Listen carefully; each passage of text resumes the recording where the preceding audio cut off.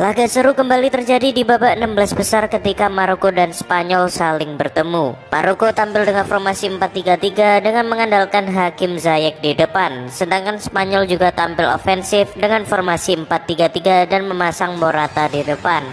Maroko mendapat peluang pertama mereka lewat tendangan bebas Achraf Hakimi. Sepanjang pertandingan Maroko begitu berani memainkan bola, namun ada momen kesalahan yang membuat mereka hampir dibobol Spanyol. Spanyol juga sesekali mengancam lewat Marco Asensio. Namun singa Afrika kembali mendapat peluang lewat Mazraoui. Hingga babak pertama berakhir skor masih tetap 0-0. Maroko berhasil meredam permainan Spanyol dengan sangat baik. Di babak kedua keadaan tak banyak berubah. Spanyol dan Maroko tetap bermain imbang. Peluang emas kedua tim juga masih bisa dimentahkan kedua kiper yang tampil gemilang.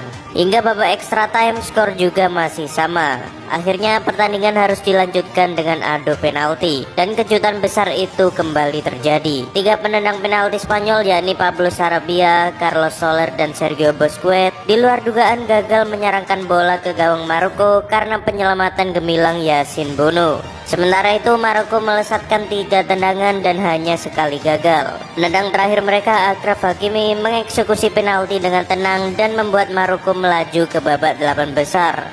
Maroko kini jadi wakil Afrika paling sukses sepanjang sejarah Piala Dunia. Sejak Piala Dunia pada 1934 hanya ada 3 tim yang mampu melaju ke babak perempat final. Tiganya adalah Kamerun pada 1990, Senegal pada 2002 dan Ghana pada tahun 2010. Ternyata keberhasilan Maroko mengalahkan Spanyol ini sangat dipengaruhi oleh strategi pelatih mereka Walid Regragui yang tak biasa. Pelatih ini sangat jeli memanfaatkan kelemahan lawan. Dikutip dari media ternama Vanguard.com, Maroko sengaja membiarkan Spanyol menguasai ball possession sepanjang laga. Kami telah sepakat untuk tidak merebut bola, bukan karena takut.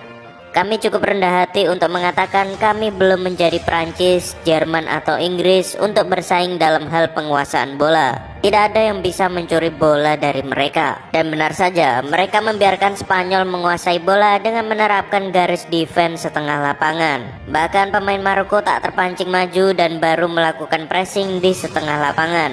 Bahkan sepanjang laga Spanyol menguasai bola hingga 77% dan Maroko hanya menguasai 23%.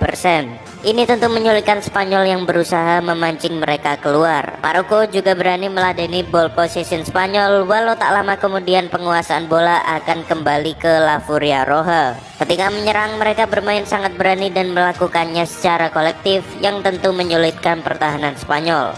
Lalu menurut kalian bagaimanakah pertandingan tadi malam? Mampukah Maroko kembali membuat kejutan di babak 8 besar?